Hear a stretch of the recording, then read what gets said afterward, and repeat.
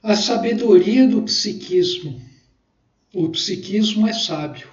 O psiquismo é muito sábio. E a gente não está falando de psiquismo humano apenas. A gente está falando de um psiquismo universal, que tudo abarca, a todos os momentos. A gente está falando de um psiquismo diretor que sempre está lá nas profundidades de todos os fenômenos que se manifestam nesse universo, qualquer que seja a forma de manifestação. Psiquismo diz respeito a coisas metafísicas, a coisas que estão para além da física, mas que, no entanto, se manifestam de alguma forma nesse palco de espaço e tempo, usando as formas matéria e energia. Quer dizer, é a primeira lei de Oliva, está tudo integrado, da matéria ao espírito, com os 50 tons de cinzas integrados. E a segunda lei de Oliva, que fala que a comunicação nesse fluxo é bidirecional. Então vai do mais alto ao mais baixo, e do mais baixo ao mais alto continuamente. Mas tudo evolui, tudo se sublima ao longo do tempo. Terceira lei de Oliva.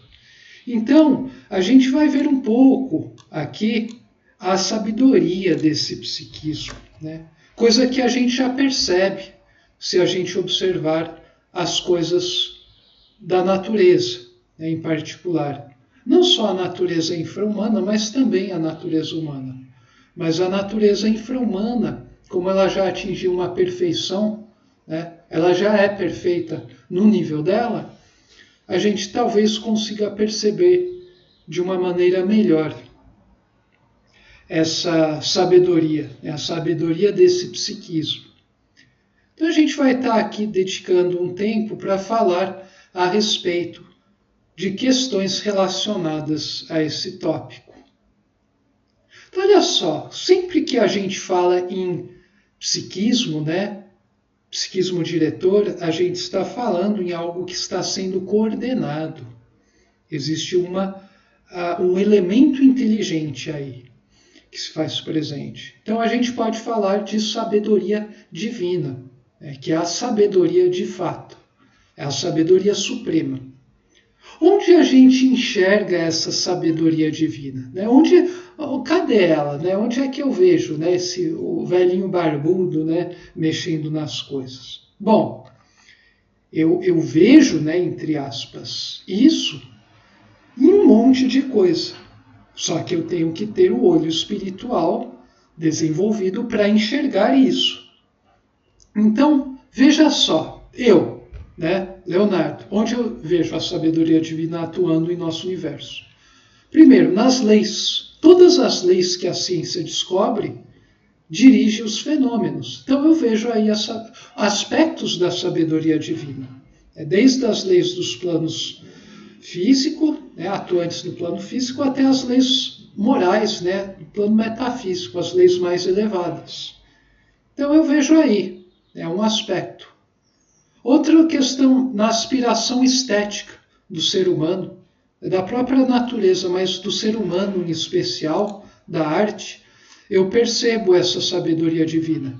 Então essa vontade, né, esse desejo, né, de você exprimir, né, de você construir uma forma que exprima alguma coisa que está para além dela, é uma aspiração, né, sempre uma aspiração estética. E a gente percebe também a sabedoria divina atuando através dos canais humanos aí, nessas questões. A gente vai voltar para a questão da arte lá no final.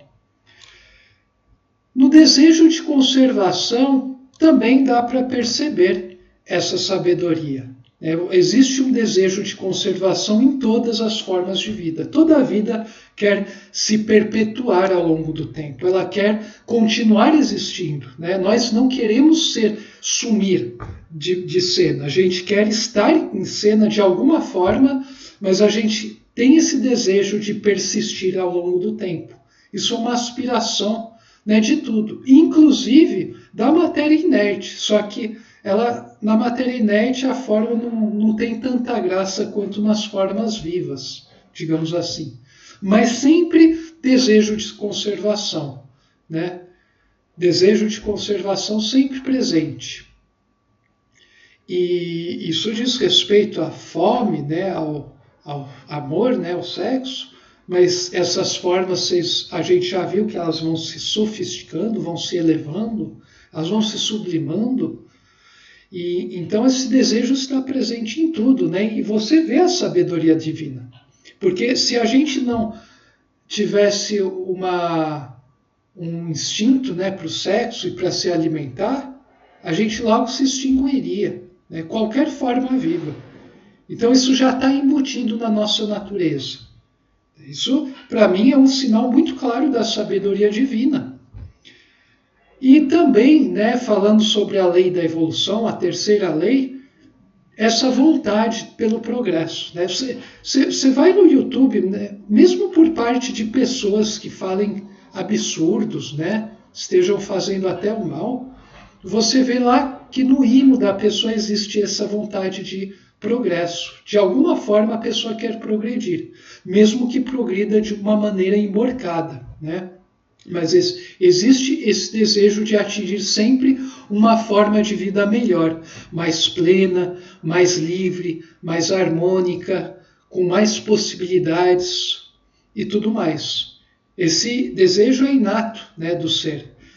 Na humanidade isso é muito evidente, né? Isso, aliás, é algo inerente ao ser humano, né? Inerente ao ser humano nesse planeta, né? Então, assim, essa vontade de progresso você não consegue eliminar. É assim que você tenta barrar as vias de progresso, você vai ver que vai começar a gerar insatisfação e logo as coisas voltam a progredir. Quer dizer, você não consegue deter a marcha da vida. Pode tentar, meu amigo. Você não vai conseguir deter essa grande marcha. Então, é uma coisa, de certa maneira, fascinante. Para quem tem olhos para ver, claro. Quem ainda não desenvolveu essa capacidade leva uma vida, né, com um monte de mexericos por aí que distraem, né, a pessoa por muito tempo, o que dá a impressão de que ela está muito entretida, ela tem uma vida plena, mas na verdade essa pseudo, né, uma plenitude ou pseudo-plenitude está sendo jogada fora. Só que a pessoa não tem consciência disso, né?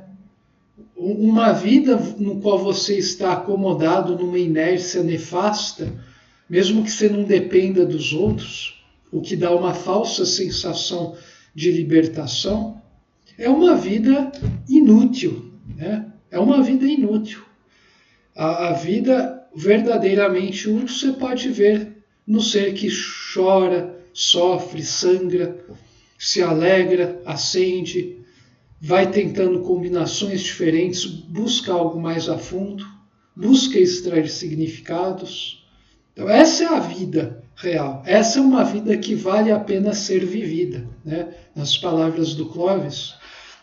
Então essa é a vida que vale a pena, né? Não uma repetição, não um atolamento, né? Nas coisas terrenas, total, né? Sem orientação. Então, eu percebo em todas essas coisas a sabedoria divina, né? Aspiração, nas leis que a ciência vai descobrindo, na aspiração estética, nas artes, né? Nesse desejo de conservação, que é algo muito humano, né? Mas também os animais, nessa vontade pelo progresso que a gente percebe estudando a história, né? A evolução da humanidade. Então, a sabedoria divina está em tudo, né? Você não precisa chegar na igreja e estudar um tópico de teólogo para saber mais sobre a sabedoria divina. Basta enxergar o mundo com olhos que foram dados a você, né? Os olhos que são os verdadeiros olhos, né? O olho espiritual. Então, assim, você não tem mais desculpas, né? Chegando nesse ponto do estudo, se você está levando a sério, você não tem mais desculpa para falar, mas isso é inacessível, que minhas condições não dá, mas isso aqui não estou vendo sentido, não está claro para mim. Né? Nessa altura do campeonato, se o sujeito está pensando isso, acreditando nisso, né? Agindo, né? Fugindo ainda da questão, a pessoa realmente está se estrangulando, né? A pessoa está cometendo suicídio, assassinato. Né? Ela pensa que está prejudicando o outro, mas na verdade ela está prejudicando a si mesma. Né? E toda a violência contra si mesmo começa com um ato de auto-engano, né? De enganação, que quando vai além de um limite, começa a adquirir um caráter nefasto. Auto-engano é bom até um ponto, né? A gente pode falar que isso até ajuda até um certo ponto.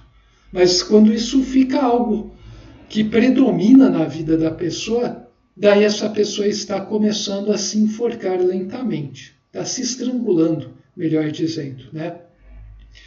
Então, a gente chegou num ponto de nosso estudo onde está sendo revelado, de certa maneira, que essa inteligência divina que permeia tudo é observável em todas as coisas. É o que sustenta a vida, é o que permite a vida, é o que faz com que a vida atinja uma determinada finalidade. Então, a gente vai estar vendo ainda um pouco a mais essa questão dessa sabedoria. Vamos falar um pouco do DNA, vamos falar um pouquinho do âmbito da biologia aqui e qual a relação dela com esse psiquismo diretor. A gente se vê lá. Saudações fraternas a todos vocês.